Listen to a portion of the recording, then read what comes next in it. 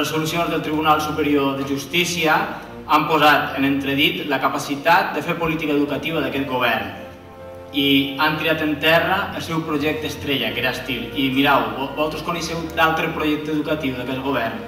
Per tant, la política educativa del govern ara mateix és un zero. Però el ridícul que està patint aquest govern no només ve dels autors judicials. Ells s'han enfrontat de manera xulesca, despòtica i fanàtica a una comunitat educativa que no tan sols ha sabut resistir, sinó que a més ha passat a l'atac. I en aquest atac ha passat quan ha calgut i, com hem vist, guanyat. Hem guanyat el senyor Bauzá i li poden dir a la senyora Camps amb el seu til bye bye.